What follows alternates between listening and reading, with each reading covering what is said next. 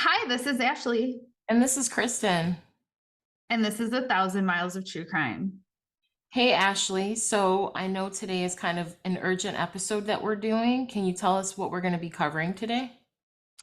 Yeah, absolutely. And you're so right. I really feel like this is urgent. We actually recorded another episode for this week. We were ready to go. And I think it was Thursday night. I actually saw this TikTok about this missing 4-year-old boy. And I could not stop.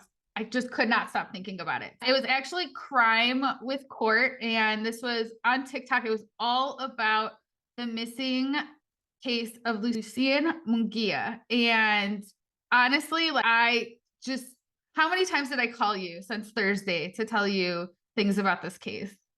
Yeah, at least 3 times it's been heavy on your brain. And I've definitely started reading more and looking into the information that's made public about this case. So yeah, it's been heavy on our brain.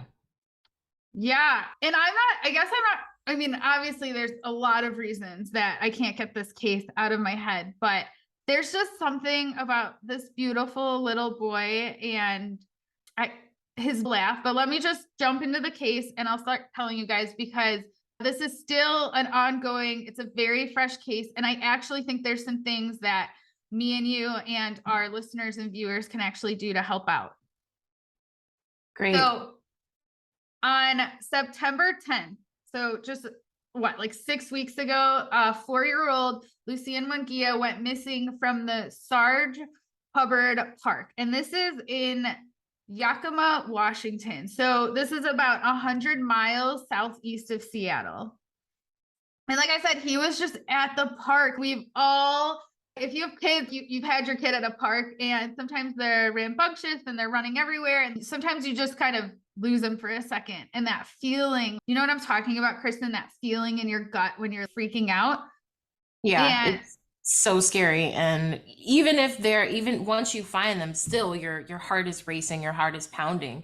But yeah, no, it's a scary thing to think about being at the park and then you can't see your kid in your eyesight. yeah, yeah. So I just can't imagine what this family is going through. And his father, Juan Mungia, he was there with the kids. They had just gone to the park. The kids were playing, and his toddler, his 2-year-old daughter, needed a diaper change. If you have two kids, you've been there. And that's usually a very quick thing. And he just ran to the car, and the car was right in front of the park. We're not talking he walked a mile and changed his daughter or something. He was right there. And the way he describes it is, hey, usually my kids are completely preoccupied with the slides for 5 to 10 minutes. I was going to be gone for like 40 seconds. I didn't expect anything, obviously, to happen. And Lucian was actually there playing with his 6-year-old brother and basically just disappeared. Nobody knows what happened. Obviously, the family was frantically searching, and they searched for a good 15 minutes and then just were, we need to call, we need help, right? They called the police pretty quickly. I mean, this wasn't hours. They called within 15 minutes. They brought someone in and were pleading for help. Please help me find my son. So if you're on the YouTube, I do have a couple of pictures here. This is what the park looks like. So one of the things, just describing the park really quickly, is that it's not like it's in the woods, really. I mean, to me, you'd see a kid walking away, right? I think that was kind of one of the things that freaked him out too, was like they should be able to see him and be able to quickly find him. Go ahead. So I was gonna say too, like the parking lot, you see where it's located, and it's almost as if you were to walk to your car, you still have a very clear eye shot to the park. And I'm sure the father is thinking this as he's going to change the other child's diaper or just go to the car and get a diaper. I'm close enough, and I've done it, been at the park and went to grab something out of the car, a snack or water or something, and they're right there. I feel secure and confident enough that they're right there. Nothing's going to happen. So this is really, really scary to think how close he went to go to the car, and then he turns In a split second, his son is gone. Yeah, just a split second. And I'll talk about it in a minute more too, about the actual bodies of water around. But there was a lot of concerns because I guess this park doesn't have, there's no fence around it. There's not a lot of cameras up. A lot of the community is coming forth now saying, why don't we have these things in place? Because there are close vicinity. There's a pond, there's a very deep lake, and then there's a very dangerous river.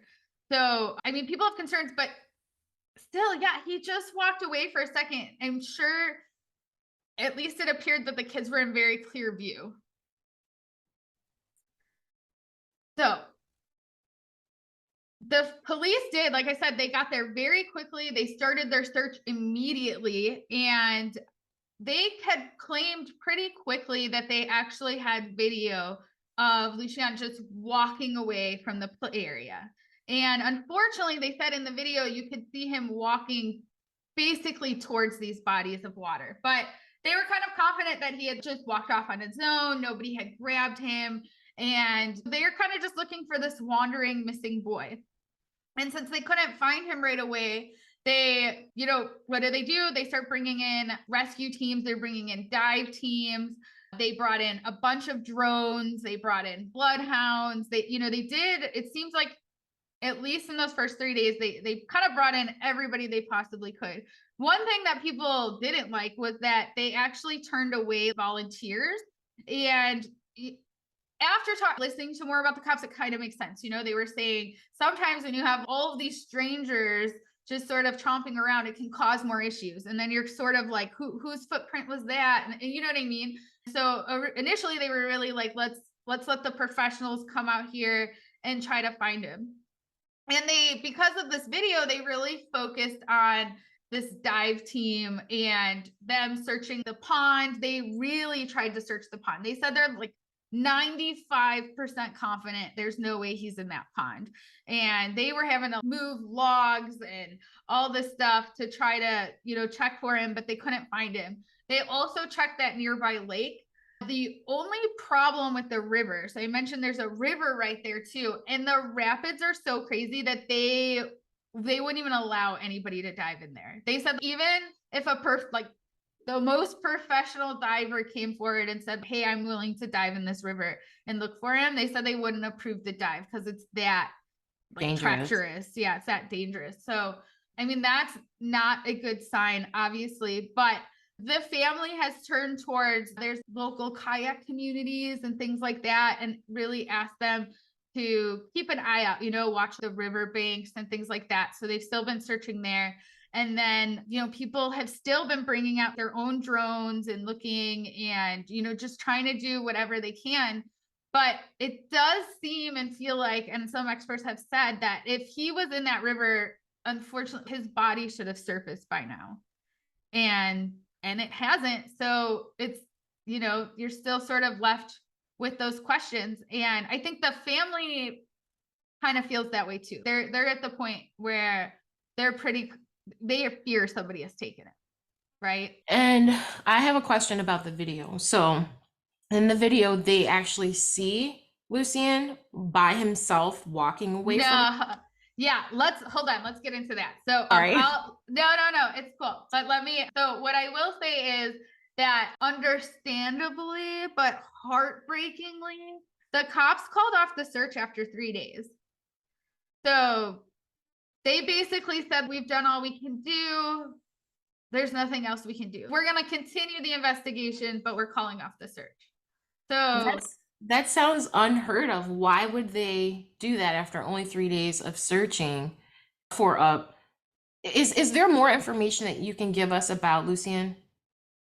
So, well, I was going to talk about later, but one thing is Lucian is autistic and he's considered nonverbal. Now, the family, when I reached out to them, they made it clear that he can talk. It's sort of more like he's maybe not producing full sentences, but for example, he loves sea creatures. So they talk about that in a lot of the articles too, that he can name all of these sea creatures and stuff, but having a normal dialogue like this back and forth might be difficult. he's also not going to talk to a stranger like this, right? He's not going to walk up and start talking to a stranger. A stranger walking up would consider him nonverbal. He wouldn't talk to them until they got comfortable. But other than that, and the family says he doesn't get the concept of hide and seek, right? If they try to play hide and seek at home, he always jumps out and comes out before anyone even finds him. So they don't believe that he somehow wandered off and was hiding or something like that. So, and the police, and they're basically saying we've used all of our resources, we've blown a ton of money, and we have zero clues. There was nothing we have, and now they kind of came forward and said there's things that we can't disclose, and that is true as well. But the family's really been left on their own after it feels like day 3 to search for this little boy. And they have literally been at the park every day till like 4 a.m. They've had a lot of the community come out and help them search. But they're always there. They're always doing something to try to find him. I still am just really flabbergasted on how the police could call off a search for an autistic, I mean, anyone in general, just after 3 days. So that's just mind boggling to me. Do you have any more information about the family? And I know you said that they're doing a lot of other things to try and get assistance or help in the search or finding or getting the word out. So what other information do you have related to that? Yeah, so they've been, I mean, I've got to give it to them. I really feel like they've been doing everything that they possibly can. And, tragically, so when he went missing, he was 4, and they had to celebrate his 5th birthday without him. But they went to the park, they celebrated his birthday, all to try to get the word out. They are constantly trying to get the word out. We just had Halloween. They did a bunch of trunk or treats, and they came out and they decorated it in sea creatures and oceans because that's what he really loved. And they've just been passing out flyers. So they've been creating these flyers or posters and just constantly trying to get it across Washington state and, holding vigils. They have candlelight vigils going on constantly there, but they've also held some rallies in front of the police department too, because the community is frustrated too. There's these missing children and you're really not giving us anything. You're not doing anything. Understandably so. I can only imagine how frustrating that could be. And it sounds like they have no answers whatsoever at all. No leads, nothing. Yeah, I mean, not really. And it feels the family's been very alone in this. I mean, the family's worked really hard and they came up with $10,000. So they are offering a $10,000 reward now for anybody who can, produce information that will lead to the safe capture of Lucian. But so they're doing all this stuff. They've also had to turn to social media. And I think we got a lot of flack for that and criticism on why are you creating a Facebook page and things like that. But what else are you supposed to do? I mean, if it wasn't for social media, I would have never heard about this case, right? TikTok told me about this case. It wasn't the news, it wasn't some big bulletin out there. I mean, I show here they were finally able to get up a billboard and things like that. But this is just because of persistence from the family. And again, just constantly trying to get the word out. I feel like if they hadn't turned to social media, there's a good chance we wouldn't be talking about this today, right? We just wouldn't. So I feel so horrible for this family that they have to keep doing this. And like I was saying before with the reaching out to local kayakers and duck hunters and stuff like that, that stuff the family came up with. That wasn't the police were like, we know this group who goes out there frequently and we're going to talk to them. That was the family coming up with all of that. And that sounds like desperation too. Like we are willing to do anything. We're getting really creative to come up with ideas to find our child. I do have another question for you. What was it about this case in particular, this missing persons case, that really pulled you in? So I've almost been asking myself that as I'm losing sleep every night. Because I mean, honestly, we cover a lot of cases. I mean, I don't think you've covered some newer cases. So I mean, that's part of it. But there's something about this little boy and here's what I'll say. So right after I watched that TikTok video, I looked him up and there was this video of him sledding and his laugh was just contagious. It was one of the most beautiful laughs I'd ever seen, or not seen, but heard. And I can't get it out of my head. He just seemed like such a loving boy. And then, you know, sometimes you get a vibe almost from the family where you're sort of suspicious. And I just didn't get it from this family. This family seemed so desperate. And I just couldn't imagine feeling again like I need to turn to Facebook to try to find my son. You know what I mean? It's, I guess that's just a big part of it. It's like I felt like if there's anything possible I can do for this family, I'm going to do it. Well, I think that is incredible. And I think getting Lucian's face out there, getting his name out there, getting the word out that this little boy is missing and has been missing for this long without the help of police past 3 days, and the family's going to other social outlets to try and get support and get the word out. I think us covering this and doing more to get it out is going to be really huge, and we want to share it with our audience so that they can share it with the people that they know. Yeah, I mean that's, I'd say that's my big hope. And they have just created their latest poster or flyer, whatever you want to call it. So I'll make sure to post that in the show notes and everything. We'll post it on social media because we definitely want to get this information out there. And that's why we're here. We're trying to spread the word right now. We want people to know about this. So one thing that they have done, the police have actually gone through and they've put out a statewide alert for missing children. It feels like it's a little late, but at least that's going on. He still doesn't qualify for an Amber Alert, but at least they're doing something to try to get it out. But again, this is only in Washington. So unfortunately, if someone did grab him and take him outside of Washington, who would know? Nobody would know about this, right? Right. So just a lot going on. But I'll say there's some shocking things that have happened in this case that are very disturbing. So you had mentioned the video. You had asked questions about the video. And I think everybody felt that way, was that, you know, why isn't the video out? Tell us more about, you know, everything, right? Just a week or so ago, it came out that there is no video, that this was all a big misunderstanding, that really, basically, I guess they looked through all the footage that they have and didn't find him. So it's almost supposed to be like, don't look in these areas. He's definitely not here. He didn't walk past these cameras. So I have no idea how that happened, first of all, right? How, as the chief of police, do you go out and make statements that there's this video and you haven't even seen it? Exactly. I would be furious as the family. You said clearly that there was video and now you're retracting that. Yeah. I would want, there would have to be more explanation. Are they trying to hide something, or were they just misleading, or did they think that they had video but they didn't actually review it yet? I don't know. I would want more information about that. Yeah. Like, why say that if that's not what you actually have? Yeah, and it sounds like, again, it was really misunderstood. He really thought this video existed.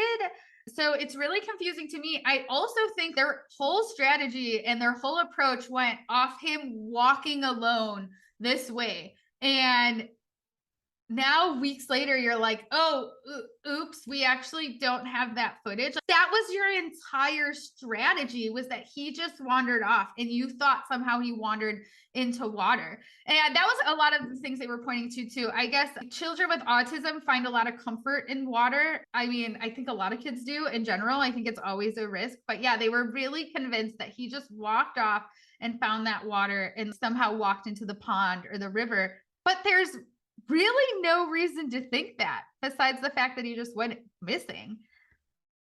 And this is the exact quote from the chief of police. He said, "We have very strong reason to believe that Lucian was in the park and then he wasn't. At this time, the police say they have no idea, they have no ideas and no evidence where Lucian can be found, and the chief is just calling it an awful situation. You're kidding, right?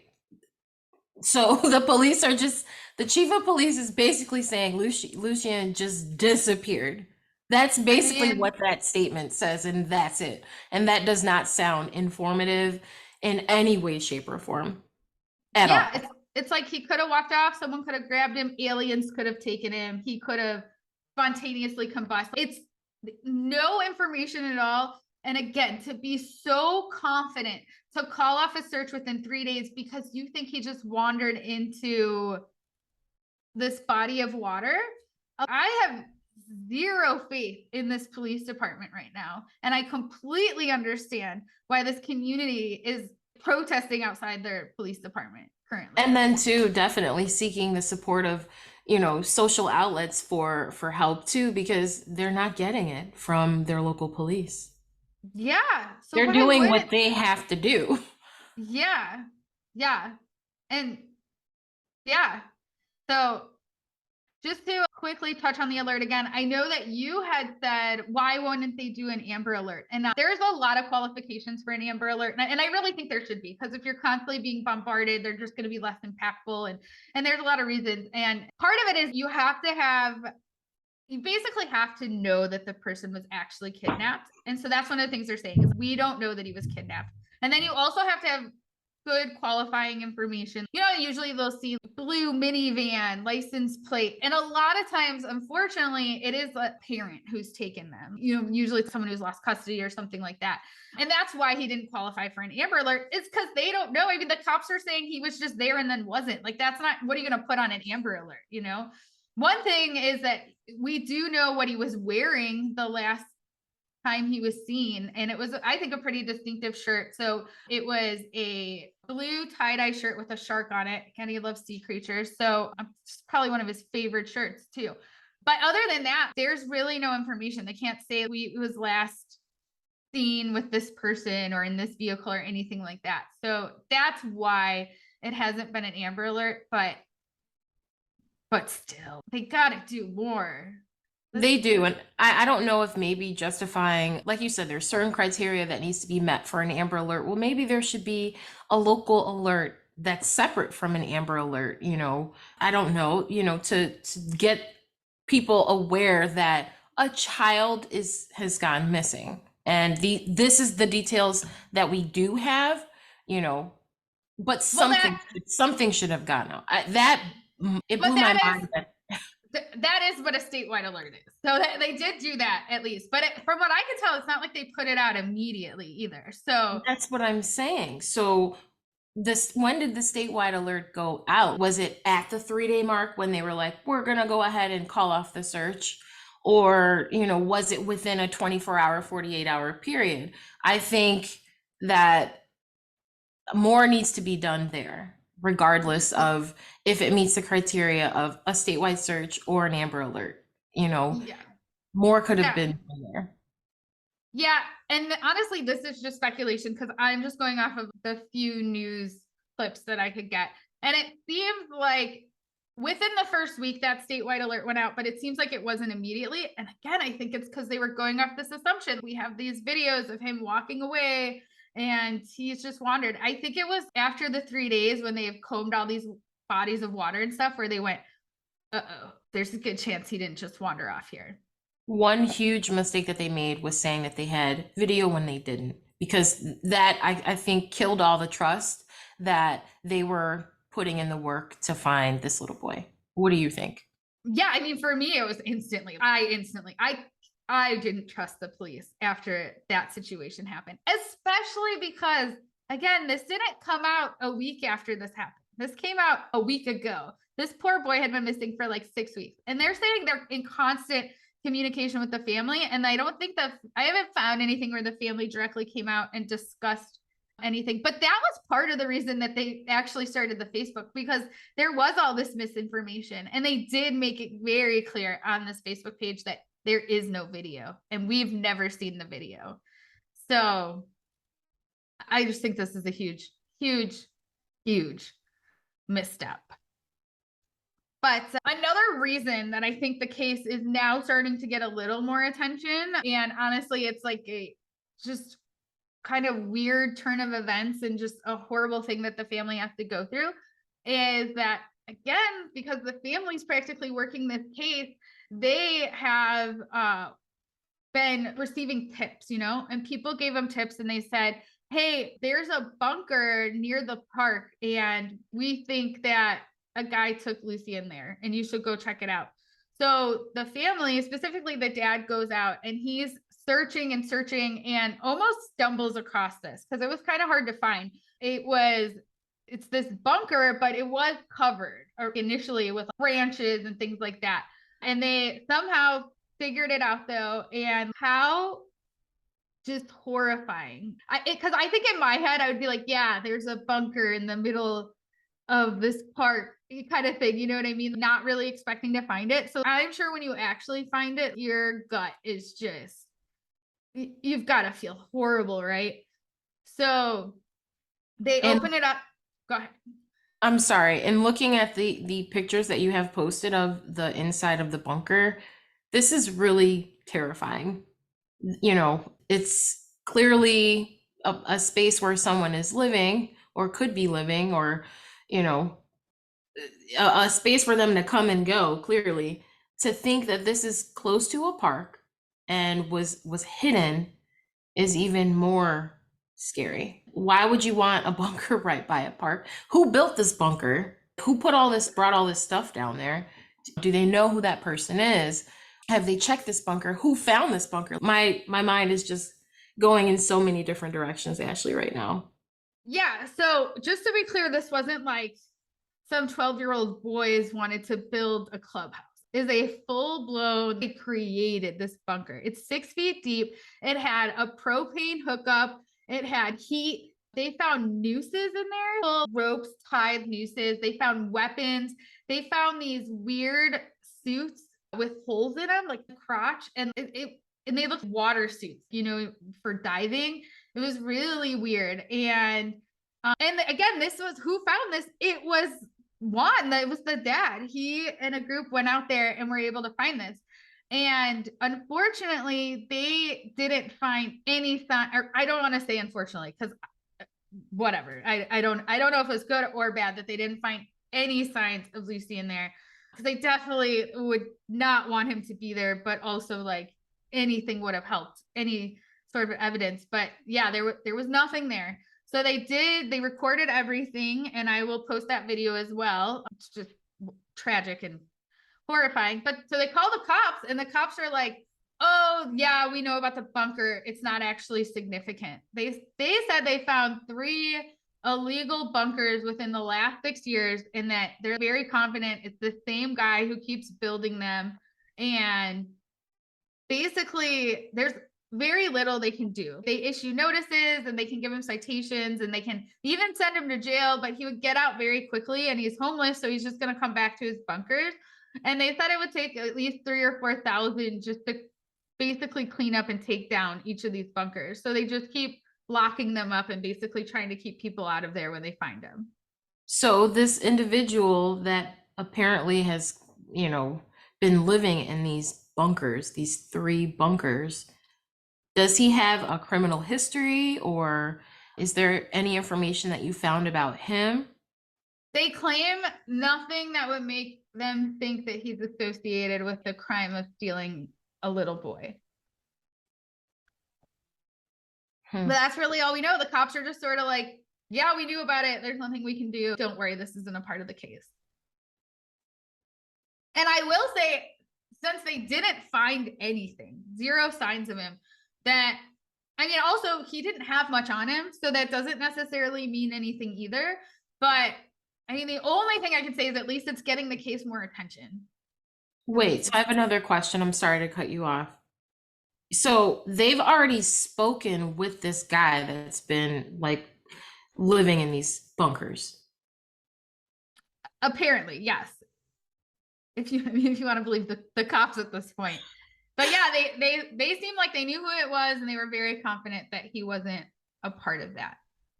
And I don't know. I don't know what to say. I don't know. I don't know. I wish I had more. Yeah, I feel like this lead would be a lead that maybe would need a little bit more review. That something does not sit well with me. I With the bunker, and I don't know where the other two bunkers were in relation to the park, but with this bunker being that close, and I don't know if you have the details of the proximity or whatnot, but that just doesn't sit well with me. yeah, Like, it doesn't did they sit well go with me. down and fingerprint the whole area? Did they, you don't know if this guy was able to build a bunker 6 feet underground, have all of this access to, he's got a freaking mattress down there. He's got a freaking, there. A Well, what if he table. was able to build some other hidden compartment to stash away someone? Oh my gosh. Ugh. I also think if you knew about it, right? If you're the cops and you truly know about it and stuff, don't you at least send somebody over there to look over there right away? And if you're in constant communication with the family, I feel like this would be one of those things you'd mention. Hey, there's this weird guy. He builds bunkers. We checked it out. But clearly that didn't happen, or Juan Mungia wouldn't be out there looking for this bunker because of some, from some tip he got. So yeah, I feel if anything, this was after the fact. The cops went out there and were like, yeah, well, we didn't know about this one particularly. But Sounds like don't worry. It sounds like armchair detectives might have a better chance at figuring out where Lucian is versus the police. And I mean, I hate to say that, but if they're the ones giving these tips to the family, that just doesn't make any sense. Come on.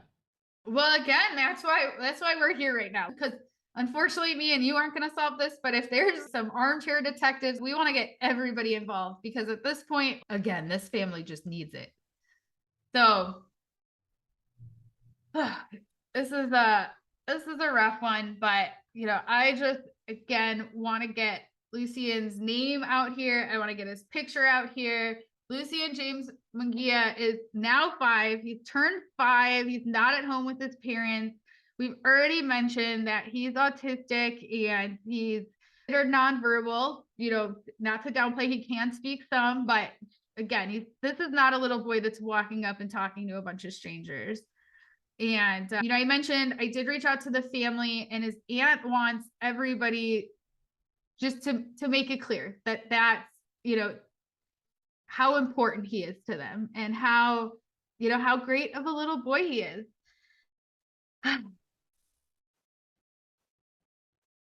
So I just want to, again, leave you guys with some additional information. He's 4 foot tall. He's around 50 pounds.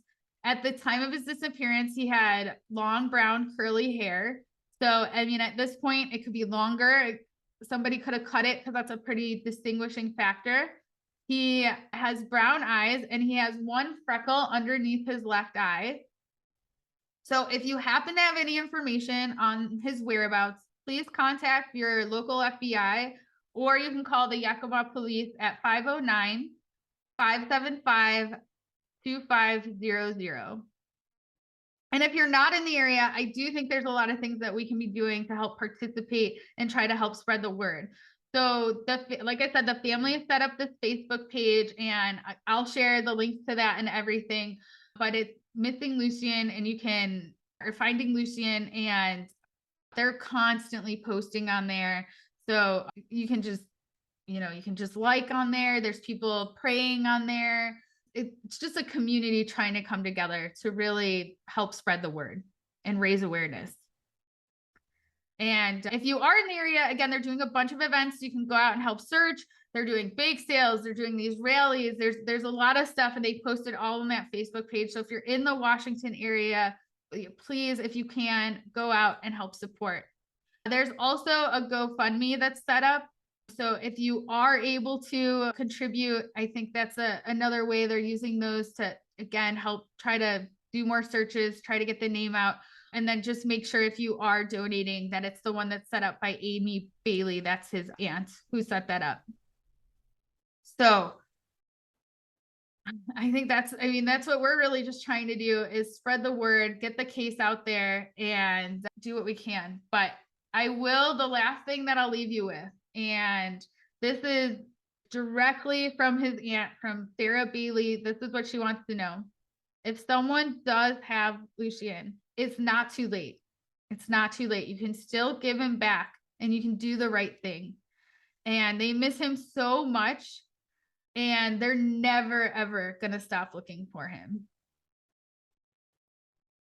Well, Ashley, I really think that, I mean, our listeners, everyone, please get Lucian's name out there, his face out there, share this information, support in any way that you can so that we can bring this little guy home to his family. I mean, I don't know what more I can say, but Ashley, I thank you for bringing attention to this case. And yeah, I'm speechless at this point. Yeah, again, please do anything that you can. We'll give some resources. And I mean, I really, really pray that we're back on very shortly with a very happy, successful update. But if any more information comes out, we will keep everyone posted. Thanks, everyone. Thanks, everyone.